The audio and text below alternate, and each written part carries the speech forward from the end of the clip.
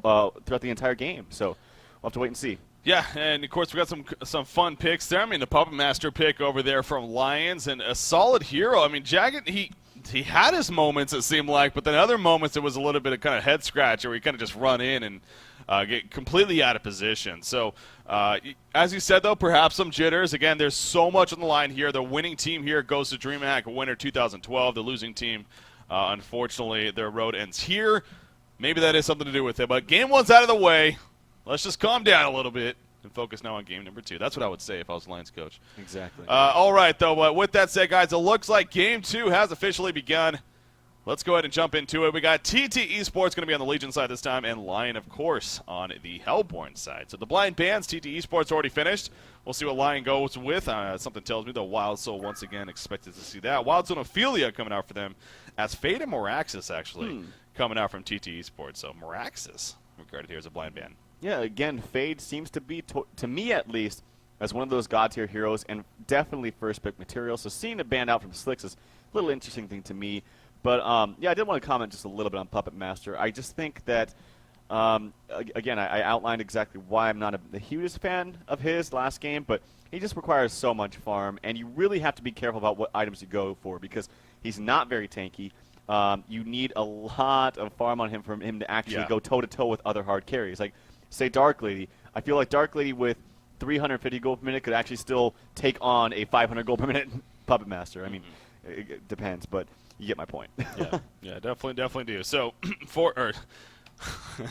Lion over here on the Hellborn side, we'll see what they bring to the table as far as this time around when it comes to the lineup and comes to their strategy. The locking phase happening, though. We got Bubbles, the first lock, Glacius Aluna, the follow-ups, and Keeper the Force Devour going back over there for Slick. So, again, Moravis, it didn't have the greatest Devour game, at least initially, and I don't think that was necessarily his fault, obviously. It was really just a very tough laning phase in the first place, and got off to a slow start. But as they commented on it, as we kind of saw in that game, he still is just a beefy presence, even if he's underfarmed. I mean, that Cadaver armor alone with that third ability can give him that magic armor, can give him the charges added up, and can become pretty ridiculous. So, still like seeing that here for TteS. Wretched Hag, the final lock, coming out for Lion. And Krebson played Wretched Hag last time. We commentated on him a couple times. He had a great comeback in that game. So, perhaps a hero that they like. I think Devour mid actually is very viable and works out quite well because it is a big, beefy melee hero. And so he's going to get more experience than, say, if it was a ranged hero against a dual lane or something like that. And still has the potential to maybe get a kill or two in the mid lane, say if he hooks a support into the tower or something like that. So, and, of course, like you mentioned, he's just a big, tanky presence. And even being able to gimp him a lot of farm early on, he still, even if he just gets, like, say, Steam Boots or something, before he bought his Helm of the Black Legion, he had something like 1,600 HP. Yeah. And that's ridiculous.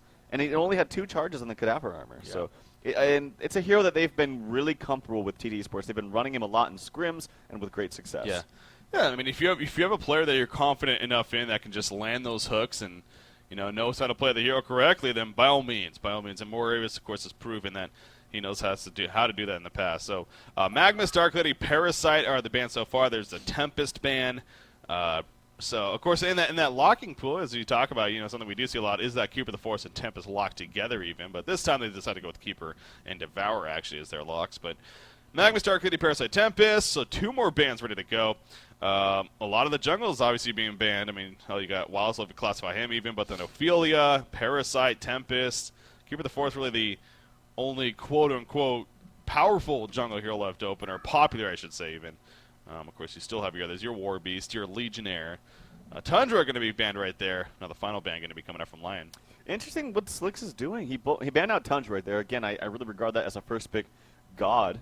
And then also banning out the Magnus. It seems like Slicks and TteS, they really love to run Magnus, so I'm kind of interested as to why he banned that. Yeah. I'd like to get his insight on that because they run him frequently, especially we mentioned with that Engineer Magnus lane that they've kind of trademarked, and it does a lot of damage. If you remember back to their game versus, I think it was Mega Beaver, and Dendy's Jungle Devos is what they call themselves. They did a level 1 Kongor, and even then, I think like level 2 or 3, the Engineer Magnus killed Witchlayer twice in one go. It wasn't like they killed him once, waited to kill him. It was like twice in one go. So that lane composition has a lot of power. So I'm still interested to see why they banned out that Magnus. And then the final ban actually is going to be that War Beast. So lots of jungles banned. The only one, as you mentioned, really that popular one, is that Keeper of the Forest and that Lockpick. In that lock pool, I should say. With the War Beast final ban there. So, a very interesting strat going on. But Silhouette going to be snap picked by Slicks right here. So, the different thing, last game it was more the carries being banned. This time around, it's more of the jungles. Pebbles and Nymphora, the very quick response by Lions. In fact, there's that new Pebble skin, actually, the Frankie Pebbles. We've been looking forward to seeing that. So, possibly going to see that here. But, very quick start to this picking phase, Trough. Yeah, Silhouette. I mean, it's kind of interesting. There is that Draconis, there's a Magebane, but they just feel a little bit more comfortable with Silhouette. I think Slicks plays him just fine. And then Pebbles and Nymphora, that's kind of scary. I mean, that's a combination that has just death written all over it. Of course, it's so hard to play against Nymphora, especially, not even just Pebbles Nymphora, but just Nymphora, because you can't really ward against Nymphora.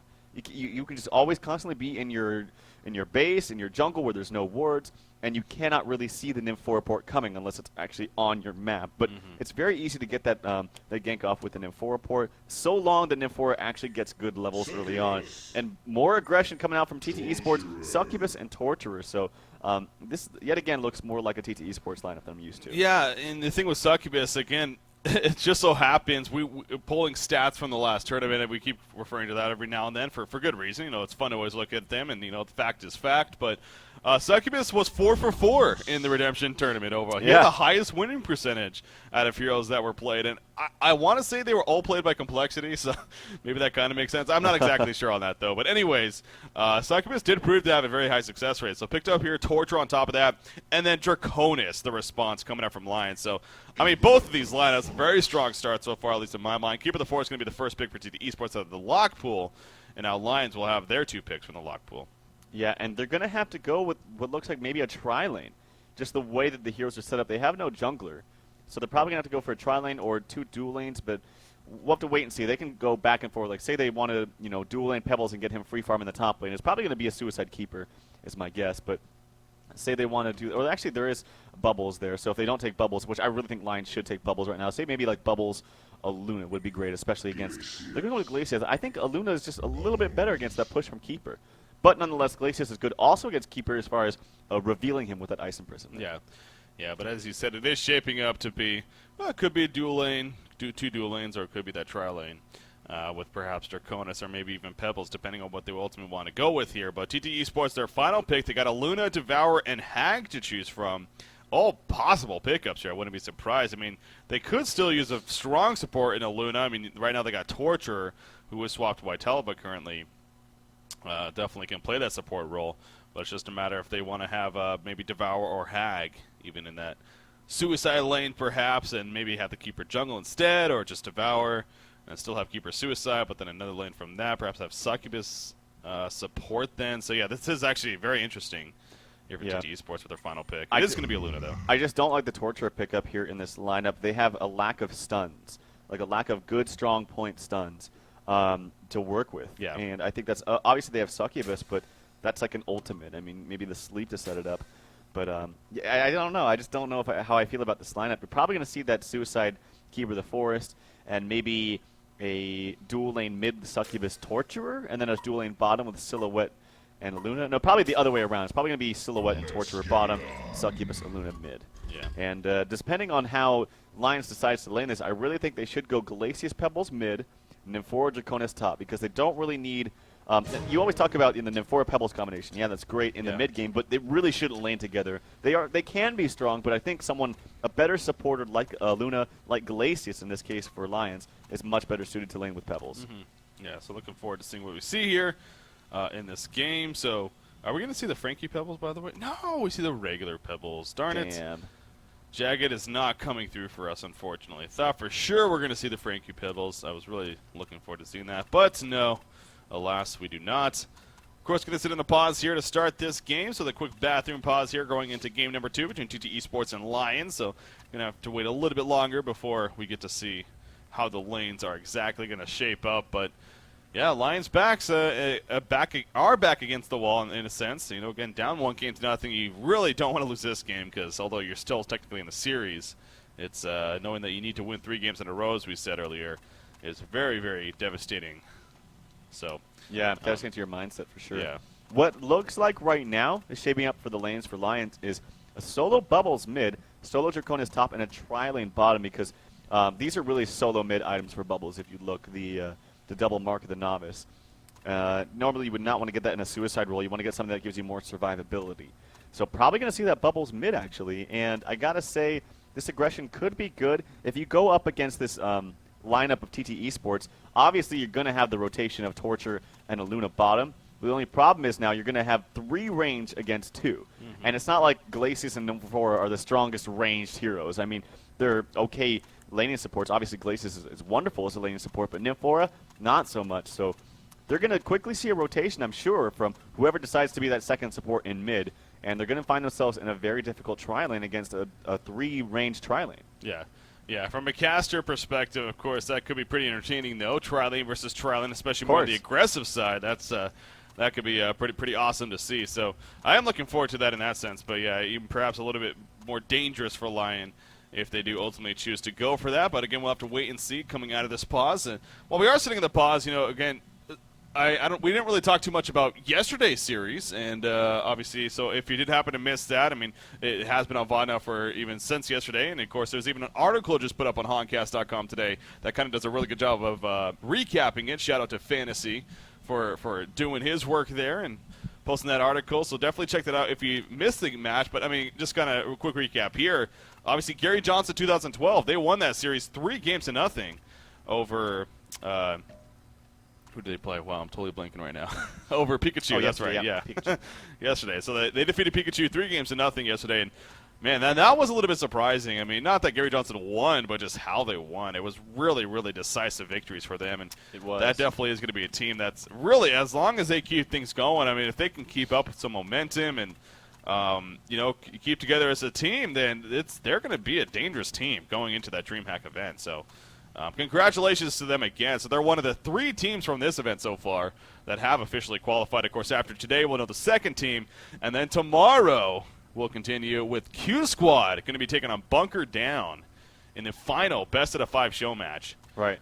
To kind of wrap up who's going to be going to DreamHack winners. So intrigued by that. Well, the interesting thing, too, about Gary Johnson is Swindle mentioned yesterday that when they played TT Esports in the group stages, of course, their match really didn't matter because they were both going on regardless. But when they played them, they actually played 2 things. They played the It's Gosu finals as well as that group stage. And it was very evenly matched because Gary Johnson won won this tournament's games. But then the It's Gosu games were won by TT Esports. So right there, it shows you just how even those teams are. Yeah. Yeah, that was interesting to hear. Unfortunately, we didn't get to cast that, of course, but knowing that they played 6 matches that one day, all back-to-back against one another, that must have been a marathon at its finest. But as you said, in a sense, they just split that overall, of course, splitting 3 games to 3, but they did win for this tournament, but TT Esports did win for the It's Gosu, of course. So here we go, though, the unpause happening, and of course, the teams going about their lanes, so it looks like we are going to see that aggressive tri-lane bottom here coming out for Lions. Bubbles eventually going to head over mid, most likely. Just going to come down here to help place that ward of sight. And as you see, Silhouette is running down here. Torture kind of roaming around a little bit himself. But they should be able to get this ward of sight down very, very effectively. You got the other thing happening by Keeper the Forest. C2 is going top, actually going to get that ward of sight down as fast as possible. But again, they're probably expecting a tri-lane to be up here. But obviously that's not going to be the case, or even a dual lane. But it's not going to be the case. Instead, it's going to be a 1 versus 1. And then, you know what? How about that 1 versus 1 matchup, Draconis versus Keeper? Because it seems like to me that could actually be very, very favorable for Draconis, actually. It should be. I mean, Keeper does not have a shield to mitigate a lot of that auto attack damage, but nonetheless, he's going to get lots of last hits with that hatchet and his high base damage. So if he's able to just kind of stay in the lane as long as possible, get that farm up to get his first item, probably, I don't know, maybe a Ring of the Teacher or something like that, he can still stay in the lane with a lot of regen with that Nature's Veil. And it looks like we actually might see some switching up. So we are going to see a Glacius Pebbles mid, and this is much better, I feel, because you can expect the response is going to come out bottom. If they see that there's a tri-lane bottom, a Luna will easily go back down to bottom, and they're going to have that 3 range against you, and you do not want that. I've said so many times that you need to find a favorable lane for Pebbles. That is the most important thing when you draft him. Yeah. And, of course, Glacius Pebbles. It doesn't get much better than that. So that is the good news here for Lion Esports Club. Now, still the bad news, it is a Succubus Luna. I mean, that still is actually very deadly in itself. Yeah. And you do got to be careful. So, sure, if they catch perhaps them out of position, this definitely will be a pretty entertaining middle lane. I have a feeling, especially around that level 3 mark, we may see perhaps even that Bloodlust kill coming out. But a lot of action. No doubt. But yeah, Pebbles being played by Jagged here, of course, the one to play Puppet Master last game, and stepping in as kind of that 6th man for the team for Lion Esports Club. He's going to have the most difficult time. I mean, going against that double range and Succubus Luna. You see, he constantly wants to try to go back up to get some last hits, but does need to be very, very careful, as I said earlier, especially as those levels add up. But Draconis Nymphora against Keeper of the Forest. So Riser just going to try to leech as much experience as possible, but obviously Draconis should have a fairly free farm up here. But then, of course, you got the bottom lane, Bubbles, going at it here against what is a Torturer Silhouette. So, middle lane, though, yeah, definitely expect the action to happen there. Yeah, it's going to be hard for Pebbles. He doesn't have a shield to mitigate that damage, and he's going for a fast bottle build, it looks like. But he bought actually 6 trees, and I really just don't agree with buying 6 trees. And there's the sleep coming out actually from Succubus, but not really going to do anything with it, so kind of interesting. There's a spam yet again from Leon Black, so this double range lane seems to be hurting Jagged just a little bit too much. And again, that 6 trees, I think honestly just the 3 trees, 1 health potion is just much favorable. If he's sitting at full HP, he can actually walk up to the creep wave and just not feel that scared to actually farm it. But if he's constantly regenning, constantly sitting at half HP, it's just not the same. Actually, Haste Rune is going to be taken by the Nymphora up top. They might actually get a kill on the Leon Black. The stun was already used, but good stun there, Stalagmites by Pebbles. He doesn't actually have enough to chuck. He needs like 3 more mana, but the sleep might come out. No, it won't. And actually, Leon Black is running back the other way, maybe trying to get in range for that sleep, but a good job by the Nymphora getting that rune and getting that very lucky haste rune. Yeah, getting it just before, but RNG, sure, but hey, that's how it works. Exactly, it happens, and it just happened to work in favor of Lion Esports Club right there. You also said it too. Great Stalagmites by Pebbles. That had to be maximum range pretty much, hitting that Aluna, but it just was in range, and no doubt set up the kill onto her. So very good execution coming out right there, and a well-deserved Bloodlust kill for Jagged playing that Pebbles. I believe he got it. Yeah, he did. So, of course, great news there, especially since he's somewhat struggling here in terms of creep farm in the middle lane. Again, to be expected going up against that Succubus and Aluna. He is only at 5-1. Succubus actually at 9-2. Speaking of having a great time farming, though, Silhouette down here. Slicks on the Silhouette, 16-13 creep farm. So, literally free farming down here. Draconis a little bit behind, but again, not doing too shabby. But Keeper of the Forest has been you see right here, he's doing it again. He spawns the trees, and he's going to do the pull here on the creep wave. So he's really causing a lot of issues here for this Draconis. Yeah, definitely. I'm still just all eyes are on this middle lane. Yeah. I feel like, oh, there's the power snipe. Oh, it just barely misses. The health potion has popped onto Pebbles from Glacius, so that would have hurt a lot. But yeah, I'm really looking. There's the initiation actually onto Succubus. Actually Chuck before this done. Nymphora's here as well. They want to get a kill on the Succubus. A couple more auto attacks and they might get it. She's trying to bottle up, but it's just not going to be enough. Auto attacks are being powdered into this Glacius, but no mana is up on Aluna. So good roam coming out from Handskin. It's kind of like this pseudo tri-lane mid almost. But maybe he's realizing he doesn't really need to help this Draconis up in the top lane. And Riser actually has good lane control, and it's going to be hard to take him down. But yeah, top lane, let's check out that farm and see what we got here. Draconis 15-1, Riser actually 13-5. So right there you see just the high base damage coupled with that hatchet coming into play for Riser. Yeah.